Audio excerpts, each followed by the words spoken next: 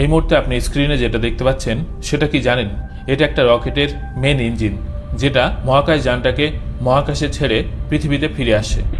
কিন্তু এই জিনিসটা একটা অদ্ভুত জিনিস, অদ্ভুত আবিষ্কার, যেটা পৃথিবীর গতানুগতিক ধারাকে একেবারে বদলে দিয়েছে। কেন আমি এরকমটা বললাম দেখুন, নর্মালি নাসার যে রকেটগুলো আছে সেগুলো কিন্তু এই যে মেন ইঞ্জিন দেখতে পাচ্ছেন, এই মেন ইঞ্জিনগুলো মহাকাশ যানটাকে মহাকাশে ছেড়ে সমুদ্রে এসে পড়ে।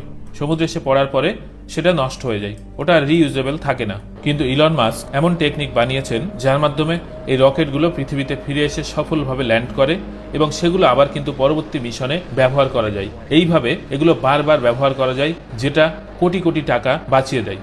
সেই কারণে বর্তমানে পৃথিবীর বিভিন্ন মহাকাশ গবেষণা সংস্থা এখন এই রকেটগুলোকে ভাড়া হিসেবে ব্যবহার করে। ঠিক যেমনভাবে আমরা ট্যাক্সি, মারুতি ভাড়া করি, একইভাবে ইলন মাস্কের কাছ থেকে মানে স্পেসএক্স কোম্পানির কাছ থেকে এই রকেটগুলো তারা লঞ্চিং ভেহিকেল হিসেবে ইউজ করে। এর ফলে সেই মহাকাশ গবেষণা সংস্থারও লাভ হয় এবং এই স্পেসএক্স কোম্পানিরও লাভ হয়। যাই হোক, আমাদের আজকের ভিডিওর মূল আলোচনা কিন্তু এটা নয়। আজকে আমরা একটা বিশেষ লাইভ দেখতে চলেছি, চলুন শুরু করি। My mission will be delivering food, fuel, and supplies to the International Space Station.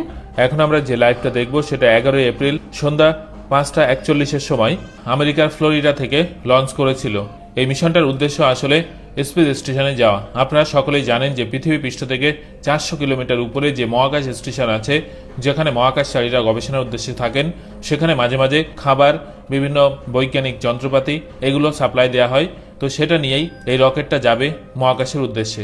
আমরা আজকের লাইভ দেখব এবং কিভাবে এই রকেটটা মহাকাশ যানটিকে ছেড়ে পুনরায় পৃথিবীতে এসে ল্যান্ড করে, বিস্তারিত দেখব এবং কত সময় লাগছে সেটা আমরা পরিষ্কার দেখতে পাবো। চলুন এই লাইভ ভিডিওটা কেটে কেটে আমরা দেখি এবং বিষয়টা বোঝার চেষ্টা করি। নিচে দেখতে পাচ্ছেন আর মাত্র 26 সেকেন্ড বাকি আছে রকেটটা লঞ্চ হওয়ার।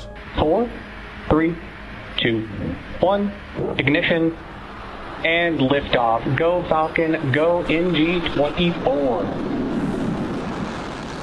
এই মুহূর্তে আপনারা স্ক্রিনের বাঁ দিকে গতিবেগটা দেখতে পাচ্ছেন এবং উচ্চতা দেখতে পাচ্ছেন, আর ডান দিকে দেখতে পাচ্ছেন জি ফোর্স এবং মাঝখানে দেখতে পাচ্ছেন সময়। দেখুন, কথা বলতে বলতে এই গতিবেগ উঠে গেছে 580-90 কিলোমিটার। ও বাবা, এখন 700 কিলোমিটার প্রতি ঘন্টায়। নিচে দেখতে পাচ্ছেন ড্রোন শটের মতো পৃথিবীটা। গতিবেগ দেখতে পাচ্ছেন এই মুহূর্তে 1200 কিলোমিটারের কাছাকাছি প্রতি ঘন্টায়। উচ্চতা হয়ে গেছে প্রায় 8 কিলোমিটার। রকেটটা যেতে যেতে এই মিশনটা কেন হচ্ছে সেটা সম্পর্কে আমরা সংক্ষেপে আলোচনা করে ফেলি। আপনারা কিন্তু স্ক্রিনের বাঁ দিকে খেয়াল রাখবেন এবং সময়টা খেয়াল রাখবেন, তাহলে আপনারা গতিবেগ, উচ্চতা সব বুঝতে পারবেন। যে রকেটটা এখানে লাগানো আছে মেন ইঞ্জিনটা, সেটা হচ্ছে ফ্যালকন 9 এবং মাথায় যে মাথাটা মোটা মতো দেখলেন, এই মাথায় লাগানো আছে সিগনাস এক্সেল নামের মহাকাশ যান। এই মহাকাশ যানের মধ্যে মূলত 2-3 রকম জিনিস রয়েছে। এর ভিতরে আছে মহাকাশচারীদের জন্য খাবার, তাদের প্রয়োজনীয় দরকারি জিনিসপত্র, কিছু ফুয়েল এবং বিজ্ঞানের নতুন নতুন বিভিন্ন গবেষণার মেশিন। তার মধ্যে একটা আছে কোয়ান্টাম সায়েন্স মডিউল, যেটা বিজ্ঞানীদের গবেষণার কাজে লাগবে। এই মুহূর্তে আপনারা দেখতে পাচ্ছেন লাইভ কিভাবে মেন ইঞ্জিনটা খুলে গেল। দেখতে পাচ্ছেন সেটা নিচে পড়ছে, মহাকাশ যানের গায়ে লাগানো ক্যামেরা থেকে দেখা যাচ্ছে কিভাবে খুলে পড়ছে এবং এই মুহূর্তে গতিবেগ 5600 কিলোমিটার।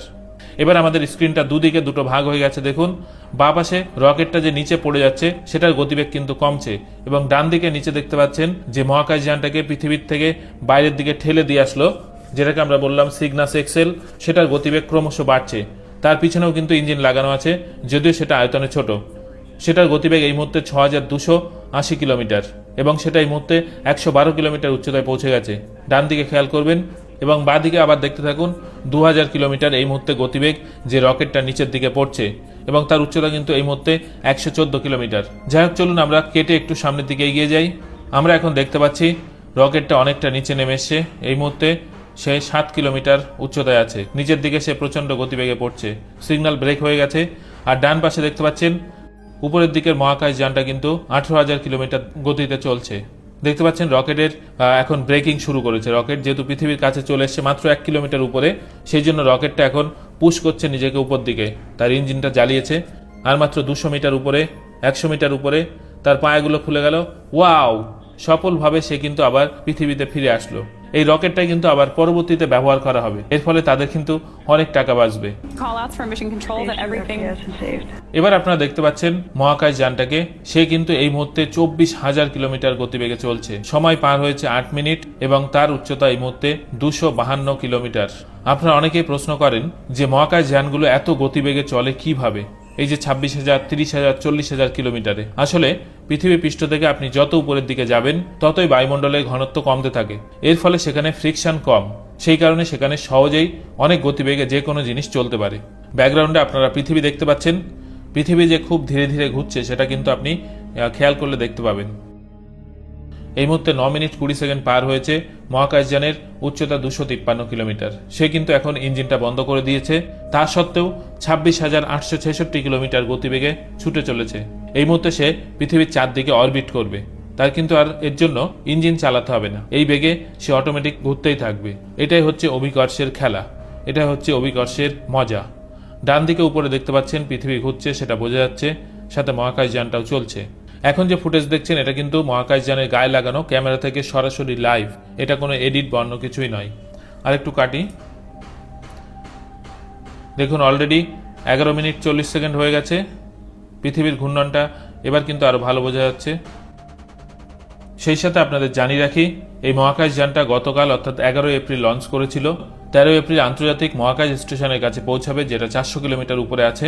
তারপর এই মহাকাশ স্টেশনে থাকা মহাকাশচারীরা ক্যানাডাম-2 নামের একটা বিশাল রোবোটিক হাত দিয়ে মহাশূন্যে ভাসমান এই মহাকাশ যানের থেকে যে জিনিসপত্রগুলো গেছে সেই জিনিসগুলো নিয়ে নেবে। আশা করি এই ভিডিও থেকে আপনারা একটা ওভারঅল ধারণা পেলেন যে কিভাবে এই মিশনগুলো সম্পন্ন হয়। ভিডিওটা ভালো লাগলে কমেন্ট করে জানাবেন, আর ভবিষ্যতে এরকম টাইপের ভিডিও আর চান কিনা সেটাও জানাবেন। ধন্যবাদ।